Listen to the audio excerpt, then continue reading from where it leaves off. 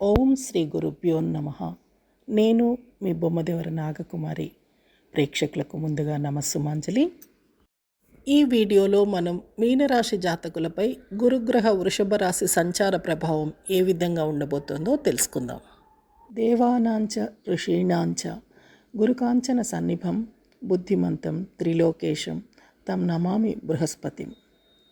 నవగ్రహాలన్నింటిలోకి అత్యంత శుభకర గ్రహం గురుగ్రహం. దేవగురువుగా పరిగణించే ఈ గురువు రాశిచక్రంలోని ఒక్కొక్క రాశిలో ఒక సంవత్సర కాలం పాటు సంచరిస్తూ సకల శుభాలను విస్తరింపచేస్తాడు.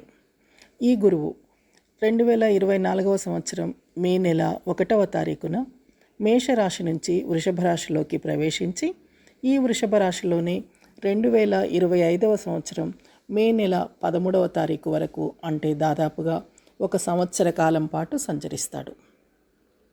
గురువు వృషభ రాశిలో 2024 సంవత్సరం అక్టోబర్ నెల 9వ తారీఖు నుంచి 2025 సంవత్సరం ఫిబ్రవరి నెల 4వ తారీఖు వరకు వక్రగమనంలో సంచరిస్తాడు. ద్వాదశ రాశులపై ఈ గురుగ్రహ సంచార ప్రభావాన్ని తెలుసుకోబోయే ముందుగా మనం కొన్ని విషయాల్ని దృష్టిలో ఉంచుకోవాలి. గురువుకి 2 స్వక్షేత్రాలు ఉన్నాయి, ధనురాశి, మీనరాశి. కాలపురుషుని సహజ రాశి చక్రంలో 9, 12 స్థానాలు గురు స్వక్షేత్రాలు. 9వ స్థానం భాగ్యాన్ని, పూర్వపుణ్యాన్ని, అదృష్టాన్ని సూచిస్తే 12వ స్థానం ఆధ్యాత్మికతను సూచిస్తుంది. గురువు కర్కాటక రాశిలో ఉచ్చస్థితిని పొందుతాడు. అగ్నితత్వ రాశి చరరాశి అయిన మేషరాశిని వదిలి గురువు భూతత్వ రాశి స్థిర రాశి అయిన వృషభ రాశిలోకి ప్రవేశిస్తున్నాడు. సుమారుగా 12 సంవత్సరాల తర్వాత గురువు ఈ వృషభ రాశిలో సంచరించబోతున్నాడు. సహజ చక్రంలో ఈ వృషభ రాశి ద్వితీయ రాశి కావటం వల్ల వాక్కుకి, నిల్వధనానికి, కుటుంబానికి ప్రాతినిధ్యం వహిస్తుంది. వీటన్నింటికీ కారకగ్రహమైన గురువు వీటిని వృద్ధి చెందిస్తాడు. గురువు స్థితి మాత్రమే కాదు, దృష్టులు కూడా చాలా ముఖ్యమైనవి. మిగిలిన గ్రహాలలాగా గురువుకి సప్తమ దృష్టితో పాటుగా 2 విశేష దృష్టులు కూడా ఉన్నాయి. తానున్న భావాన్ని నుంచి గురువు పంచమ భావాన్ని, నవమ భావాన్ని వీక్షిస్తాడు. అంటే వృషభ రాశిలో స్థితి చెందిన ఈ గురువు దృష్టి కన్యా రాశి, వృశ్చిక రాశి, మకర రాశి వారిపై ఉంటుంది.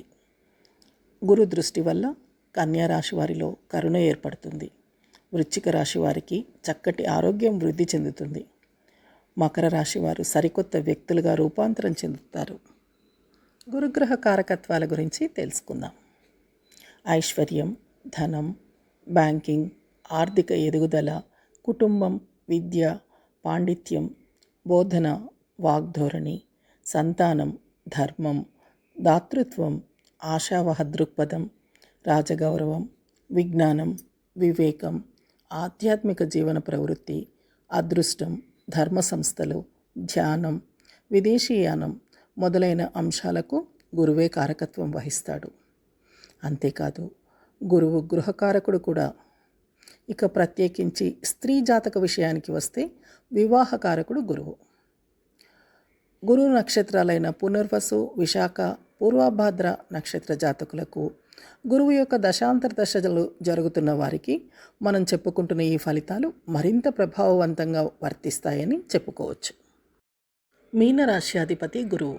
ఈ రాశి జాతకులకు లగ్నాధిపతి మరియు దశమాధిపతి అయిన గురువు తృతీయ భావంలో గోచార రీత్యా, అంటే వృషభ రాశిలో స్థితి చెందుతున్నాడు.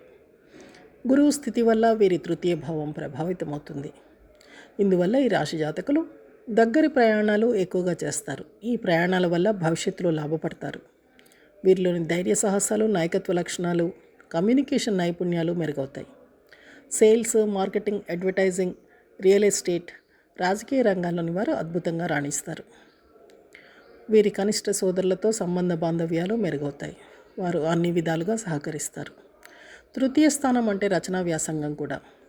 జర్నల్స్లో ఆర్టికల్స్ రాసేవారికి, వెబ్సైట్స్లో రాసేవారికి, బ్లాగ్స్లో రాసేవారికి ఈ సమయంలో మంచి పేరు వస్తుంది.